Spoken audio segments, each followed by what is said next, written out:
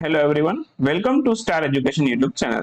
Star education YouTube ચેનલમાં આપ સૌનું ખૂબ ખૂબ સ્વાગત છે. આજનો જે વિડીયો છે એમાં આપણે ચર્ચા કરીશું 9મી જુલાઈના તમામ અગત્યના કરંટ અફેર. સૌથી પહેલા તો આપણી ટેલિગ્રામ ચેનલને જોઈન કરજો. સ્ટાર એજ્યુકેશનની તમામ ઓફિશિયલ અપડેટ તમને ટેલિગ્રામ ચેનલમાં મળતી રહેશે. માત્ર ટેલિગ્રામમાં જઈ સર્ચ કરો સ્ટાર એજ્યુકેશન, આ પ્રકારે ટેલિગ્રામ ચેનલ મળી જશે.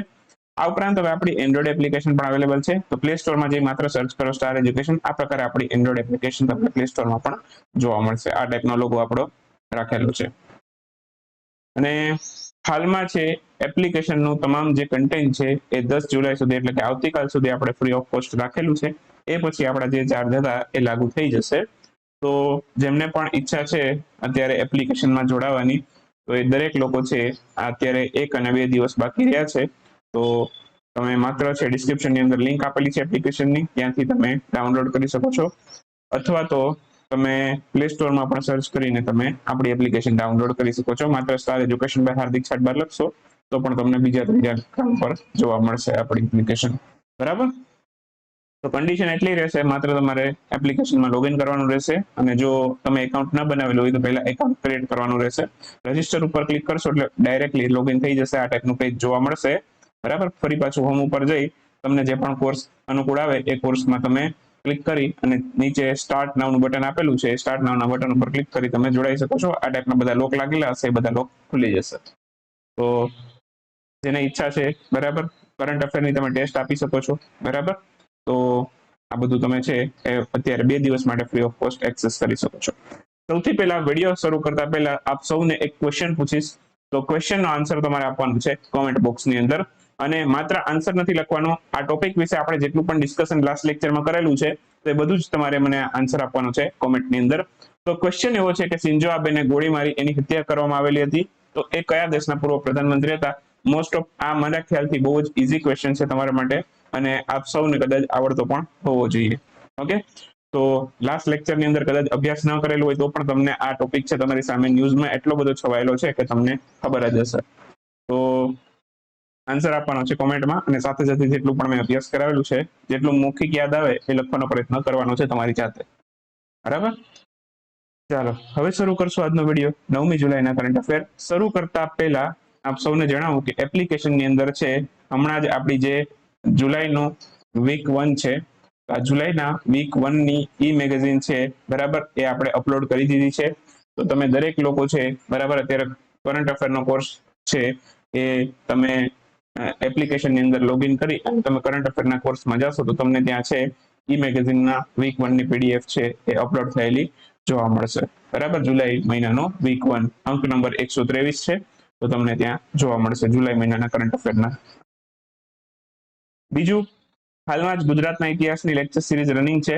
તો આ ગુજરાતના ઇતિહાસની અંદર છે, બરાબર, આપણે મૌર્ય યુગ છે, તો મૌર્ય યુગ છે તો એનો એક લેક્ચર અપલોડ કર્યો છે. અને મૌર્ય યુગ પછીનું સામ્રાજ્ય કેવું છે તો એનો એક લેક્ચર અપલોડ કરેલો છે ગુજરાતના ઇતિહાસની લેક્ચર સિરીઝમાં. તો આ બધું તમે અત્યારે 10 તારીખ સુધી તો તમે ફ્રી ઓફ કોસ્ટ એક્સેસ કરી શકશો. આ બધું તમારે લાભ લેવો હોય તો લઈ શકો છો. અને બીજી વાત કે ગઈકાલે આપણે વિથ ફેસ વિડીયો બનાવવાનો પ્રયત્ન કરેલો, તો મોસ્ટ ઓફ બધા ઓલ્ડ ફોર્મેટથી ટેવાયેલા છે. તો બધાની કોમેન્ટ એવી હતી કે તમે ઓલ્ડ ફોર્મેટને જ કન્ટિન્યુ રાખો. તો આપ સૌની કોમેન્ટને ધ્યાનમાં રાખી આપણે આ વિડીયો ઓલ્ડ ફોર્મેટની અંદર જ કન્ટિન્યુ રાખીએ છીએ. બરાબર, તો શરૂ કરીએ હવે આજનો વિડીયો. સૌથી પહેલો ક્વેશ્ચન છે, સેન્ટ્રલ કન્ઝ્યુમર પ્રોટેક્શન ઓથોરિટી એમના દ્વારા નવી ગાઈડલાઈન જાહેર કરવામાં આવેલી છે. આ ગાઈડલાઈન છે હાલમાં જ જાહેર થઈ છે. અને આ ક્વેશ્ચન એવો છે કે આ સીસીપીએ છે એટલે કે સેન્ટ્રલ કન્ઝ્યુમર પ્રોટેક્શન ઓથોરિટી આ કયા મંત્રાલય હેઠળ કાર્ય કરે છે? તો આ કાર્ય કરે છે કન્ઝ્યુમર અફેર મંત્રાલય અંતર્ગત. તો ઓપ્શન ડી આપણો આન્સર થશે. તો હાલમાં જ છે સીસીપીએ દ્વારા ખોટી અને ભ્રામક જાહેરાતો છે એના માટે નવી ગાઈડલાઈન જાહેર કરવામાં આવેલી છે. આ ખોટી અને ભ્રામક જાહેરાતો એટલે કેવી?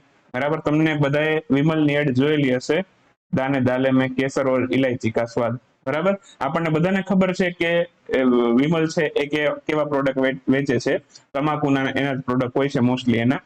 પણ જસ્ટ ખાલી છે મોટા મોટા સ્ટાર આગળ છે એડ કરાવવા માટે છે એ પોતે જસ્ટ ખાલી થોડું ઘણું કેસર ઇલાયચીને કદાચ 1-2 પડીકા વેચતા હોય તો. ઓકે, તો આ કેવી છે, ઈ જે એડ કરે છે, બરાબર, અક્ષય કુમાર છે, પછી શાહરુખ ખાન છે, અજય દેવગન છે, બધા એડ કરે છે એ કેસર ઇલાયચીની એડ કરે છે, ગુટકાની એની એડ નથી કરતા. ખ્યાલ આવે છે? પણ આપણને બધાને ખબર છે કે વિમલ કંપની શેની છે. ઓકે, મોસ્ટ ઓફ બધાને તો એવું જ હોય કે જુબા કેસરી એટલે શું, બરાબર? તો આ ધ્યાન રાખવાનું. તો આવી ખોટી અને ભ્રામક જાહેરાતો છે એના માટે આ સીસીપીએ દ્વારા છે એક ગાઈડલાઈન નવી જાહેર કરવામાં આવી છે. નવી ગાઈડલાઈન પ્રમાણે છે જો આવી ભ્રામક જાહેરાતો કરશે કોઈ કંપની તો એને 10 લાખ સુધીનો દંડ થશે, અને જો અવારનવાર આ ગાઈડલાઈન નું ઉલ્લંઘન કરશે તો એનો દંડની રકમ છે 50 લાખ સુધી પણ જઈ શકે છે.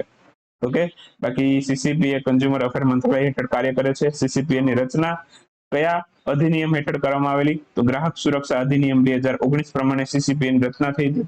અને આની રચના ક્યારે થઈ હતી એવું પૂછે સીસીપીએ ની, તો રચના 2020 થઈ હતી. ગ્રાહક સુરક્ષા અધિનિયમ 2019 નું છે, પણ આની રચના ક્યારે થઈ હતી તો કે 2020.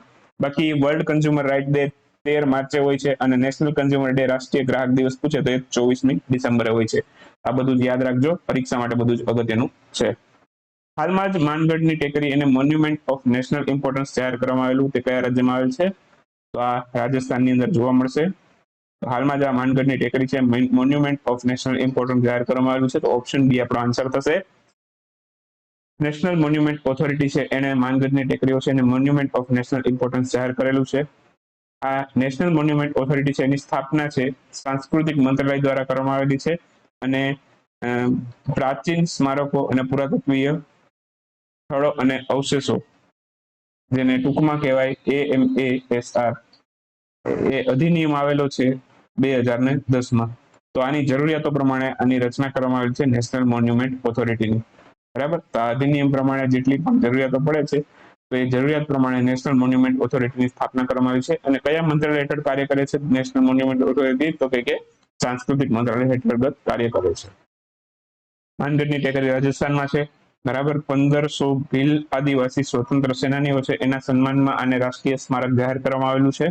ઓકે, અને આ બાકી આજે સૌથી પહેલા આજે એક્ટ આવેલો, અધિનિયમ આવેલો છે, બરાબર, પ્રાચીન સ્મારકો, પુરાતત્વીય સ્થળો અને અવશેષો, તો એ ક્યારે આવેલો છે? 1958માં સૌથી પહેલા વ્યાખ્યાયિત કરવામાં આવેલો છે, અને ત્યાર પછી એમાં થોડા ઘણા સુધારા વધારા થયેલા છે 2010માં. તો આ પણ આપણે યાદ રાખીશું. નેક્સ્ટ ક્વેશ્ચન છે કે બિઝનેસ રિફોર્મ એક્શન પ્લાન 2020 એમાં કેટલા રાજ્યોને ટોપ અચીવર્સની શ્રેણીમાં સ્થાન આપવામાં આવેલું છે? ટોપ અચીવર્સમાં કુલ 7 રાજ્યો છે. 7 રાજ્યોમાં આંધ્રપ્રદેશ, તેલંગાણા, ગુજરાત, હરિયાણા, પંજાબ, તમિલનાડુ અને કર્ણાટક, આ 7 રાજ્યોનો સમાવેશ થાય છે જેને ટોપ અચીવર્સની શ્રેણીમાં સ્થાન આપેલું છે business reform action plan 2020માં.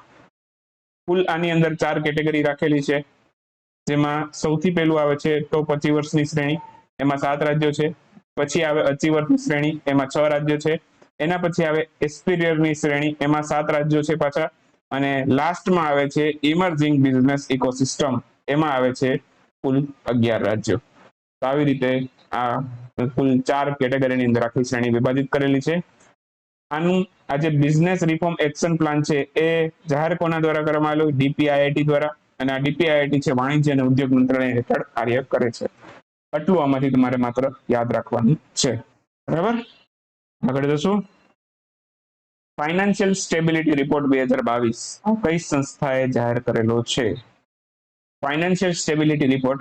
Okay, તો આમાં ઓપ્શન મેં એવા જ આપેલા છે જેમ કે નાણાં મંત્રાલય આપેલું છે, રિઝર્વ બેંક ઓફ ઇન્ડિયા આપેલું છે, વર્લ્ડ બેંક આપેલું છે, નીતિ આયોગ તો નહીં જ આવે. તો ફાઇનાન્શિયલ સ્ટેબિલિટીનો રિપોર્ટ છે આ જાહેર કર્યો છે RBI. તો રિઝર્વ બેંક ઓફ ઇન્ડિયા દ્વારા આ રિપોર્ટ જાહેર કરવામાં આવેલો છે. અને કેટલામો છે આ ફાઇનાન્શિયલ સ્ટેબિલિટી રિપોર્ટ? 2022ના રોજ આનું 25મી આવૃત્તિ જાહેર કરવામાં આવેલી છે. બાકી RBI ના ગવર્નર શક્તિકાંત દાસ છે, મુખ્ય મથક છે એનું મુંબઈમાં આવેલું છે. અને RBI છે એની સ્થાપના 1 એપ્રિલ 1935ના રોજ થયેલી હતી. 1 એપ્રિલ 1935ના રોજ RBI ની સ્થાપના થયેલી. એનું રાષ્ટ્રીયકરણ ક્યારે થયેલું એવું પૂછે તો 1 જાન્યુઆરી 1949. તો આટલા અગત્યના પોઈન્ટ છે આપણે RBI વિશે યાદ રાખવાના છે. હાલમાં જ ભારત અને કયા દેશ વચ્ચે રાજનૈતિક સંબંધોના 75 વર્ષ પૂર્ણ થવાના અવસર ઉપર છે ભારતના વિદ્યાર્થીઓએ ફૂલ ફંડેડ સ્કોલરશિપ આપવાની જાહેરાત કરેલી છે? તો આ દેશ છે, બરાબર, એને ભારત સાથે 75 વર્ષ પૂરા કરી લીધા છે રાજનૈતિક સંબંધોના. દેશનું નામ છે UK. તો UK કહી શકો, બ્રિટન કહી શકો. તો એ 75 વર્ષ પૂરા થયાના સંદર્ભમાં ભારતના વિદ્યાર્થીઓ છે એને ફૂલ ફંડેડ સ્કોલરશિપ આપશે, એટલે કે વિદ્યાર્થીઓને ત્યાં એક પણ પ્રકારનો ખર્ચો નહીં કરવો પડે, સંપૂર્ણ સ્કોલરશિપ આપશે એવું કહી શકીએ આપણે ગુજરાતીમાં. તો આ યુકે કર્યું છે 75 વર્ષ પૂરા થવાના અવસર ઉપર. હવે કોઈ પણ બે દેશો વચ્ચે રાજનૈતિક સંબંધોની શરૂઆત ક્યારે થઈ? તો જ્યારે બે દેશો માની લઈએ, અહીંયા છે યુકે અને ભારત જ માની લઈએ અત્યારે જેની વાત કરીએ છીએ એ, બરાબર. હવે યુકે છે પોતાનો દૂતાવાસ છે એ ભારતમાં ખોલે અને ભારત છે પોતાનો દૂતાવાસ છે એ યુકેમાં ખોલે, ત્યારે બંને દેશો વચ્ચે છે રાજનૈતિક સંબંધોની શરૂઆત થાય. તો આવા રાજનૈતિક સંબંધોના 75 વર્ષ પૂરા કરી લીધા છે ભારત અને યુકે. અને બાકી યુકેના પ્રધાનમંત્રી બોરિસ જોન્સન છે, એમણે હમણાં જ રાજીનામું પણ આપી દીધું છે. પણ અત્યારે તમે બ્રિટનના પ્રધાનમંત્રી સર્ચ કરશો ને તો બોરિસ જોન્સન જ આવશે, કેમ કે જ્યાં સુધી નવા પ્રધાનમંત્રીની નિયુક્તિ નહીં થાય ત્યાં સુધી છે બરાબર બોરિસ જોન્સન બ્રિટનના કેરટેકર પીએમ બનીને રહેશે. તો આ પણ ખાસ યાદ રાખીશું. અત્યારે બોરિસ જોન્સન જ છે, કદાચ તમે આવનારી મિટિંગોની અંદર પણ છે અમુક સમિટ થવાના છે, એમાં પણ બોરિસ જોન્સનને એઝ અ બ્રિટનના હેડ તરીકે જોશો. ઓકે, હજી નવા પ્રાઇમ મિનિસ્ટર છે નિયુક્ત નથી થયા, નવા પ્રાઇમ મિનિસ્ટર આવી જશે એટલે બોરિસ જોન્સન નીકળી જશે. હાલમાં જ 36મો નેશનલ ગેમ્સનું આયોજન કયા રાજ્યમાં કરવામાં આવ્યું હતું? આ 36મો નેશનલ ગેમ છે એનું આયોજનનું સ્થળ ડિક્લેર થઈ ગયું છે. આનું આયોજન થશે, પહેલા એમ કીધું હતું કે ગોવામાં કરવામાં આવશે, પણ હવે કરવામાં આવશે ગુજરાતમાં. તો ઓપ્શન બી આપણો આન્સર થશે. હવે આ જે ક્વેશ્ચન છે બરાબર, આ ક્વેશ્ચનને જોઈને થોડુંક મને બિન સચિવાલયની યાદ આવી ગઈ, કેમ કે આજે નેશનલ ગેમ્સ છે બરાબર એ લગભગ 2016 થી ચાલ્યું આવે છે. 2016માં છે આ નેશનલ ગેમ્સનું આયોજન ગોવામાં કરવામાં આવશે એવું જાહેર કરેલું. પછી 16માં ના કર્યા, પછી કીધું 17માં ગોવામાં થશે, 17માં પણ ના કર્યા, પછી 18માં કરવાનું કીધું, 18માં પણ ના કર્યા, 19માં પણ ના કર્યા, 20માં કોરોના આવી ગયો, 21માં પણ કોરોના આવી ગયો બરાબર. તો ત્યારથી છે બરાબર આ આયોજન ગોવામાં કરવામાં આવશે એવું લગભગ છેલ્લા 5 વર્ષથી હું સાંભળું છું, અને મોસ્ટલી મેં આ કવર પણ કરેલું છે. જે જૂના કરંટ અફેર, તમે કદાચ મારા રેગ્યુલર કરંટ અફેર અભ્યાસ કરતા હોય તો તમને ખ્યાલ હશે. તો આમાં ખેલાડીઓનું છે મનોબળ કેવું તૂટી જાય, જેમ આપણું જ્યારે પરીક્ષાની ડેટ ડિક્લેર થાય ને પછી પાછળથી પોસ્ટપોન કરે ત્યારે આપણું જેવું મનોબળ તૂટે, એવું જ ખેલાડીઓનું મનોબળ આમાં તૂટતું હશે. છેલ્લા 5 વર્ષથી છે દેશની અંદર નેશનલ ગેમ્સનું આયોજન જ નથી થયેલું.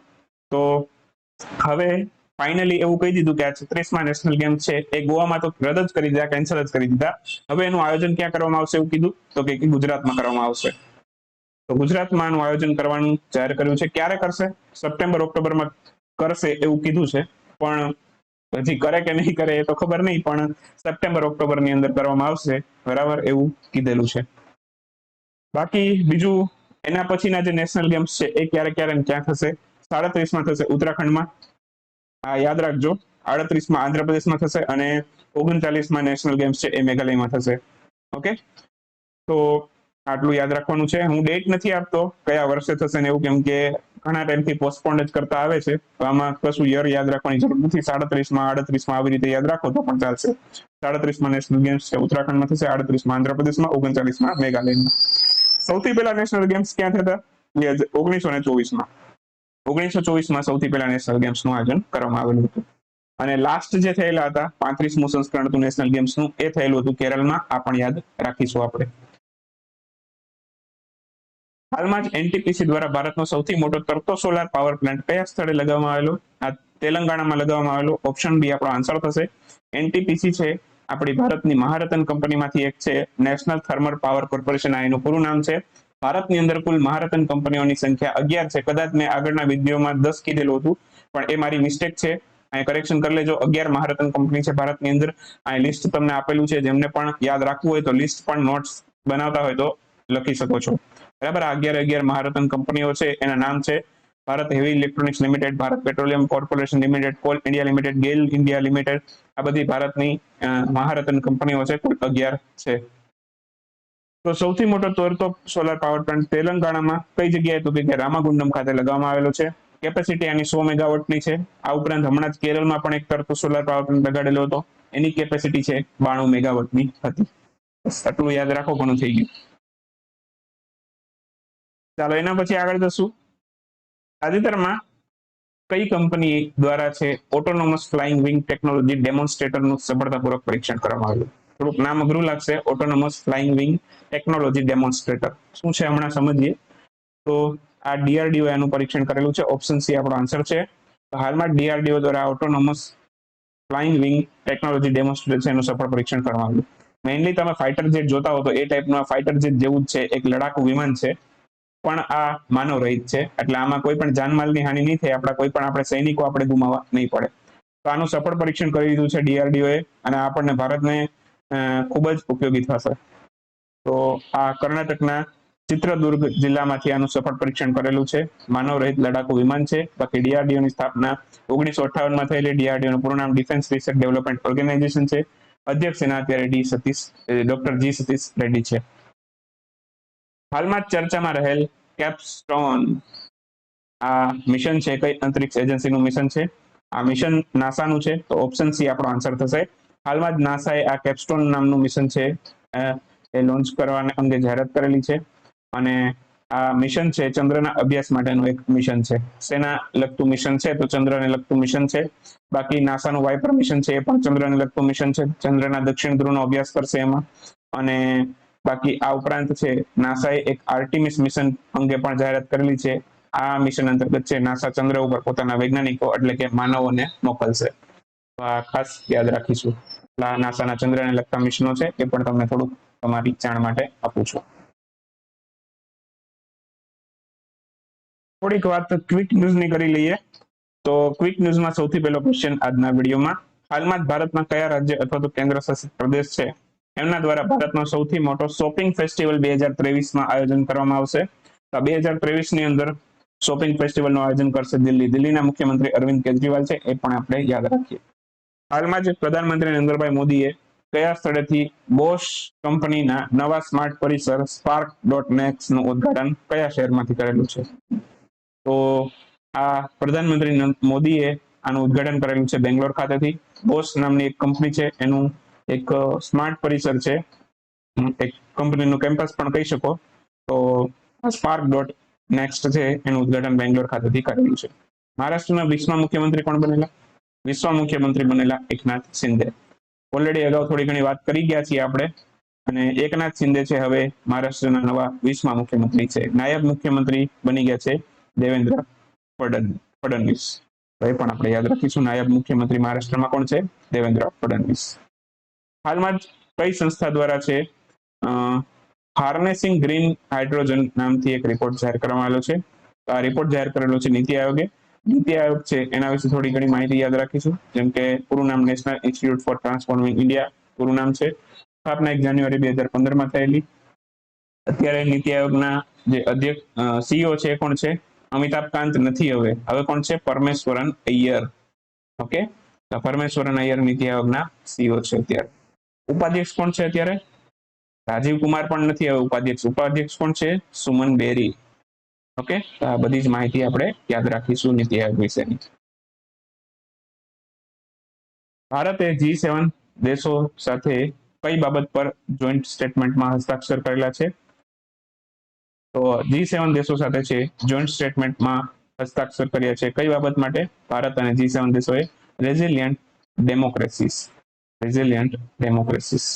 આ બાબત માટે કરાર કરેલા છે. પશુપાલન, ડેરી અને મત્સ્યપાલન મંત્રાલય એમના દ્વારા કયા શહેરમાં one health project pilot project શરૂ કરવામાં આવ્યું છે? અગાઉ પણ મેં તમને કીધેલું છે કે પાયલોટ પ્રોજેક્ટ એટલે કોઈ પણ થોડા ઘણા સ્થળોએ અથવા તો એક જ સ્થળોએ શરૂ કરવામાં આવે. સારો લાગે તો આખા દેશમાં, આખા રાજ્યમાં ઇમ્પ્લિમેન્ટ કરવામાં આવે.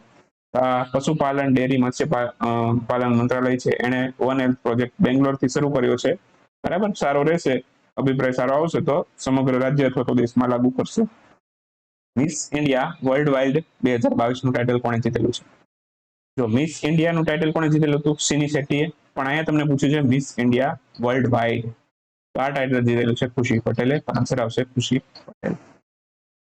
તો વિડીયો આજનો અહીં સમાપ્ત કરીએ આપણે 9મી જુલાઈનો. મળીએ આવતીકાલે 10મી જુલાઈના વિડીયોમાં. પોસિબલ હતો તો કાલે મોર્નિંગમાં વિડીયો લાવવાનો મારો પૂરો પ્રયત્ન રહેશે. મળીએ નેક્સ્ટ વિડીયોની અંદર. ત્યાં સુધી રજા લઈએ. આવજો, બાય બાય, ગુડ નાઇટ, શુભરાત્રી. Thank you for watching star education.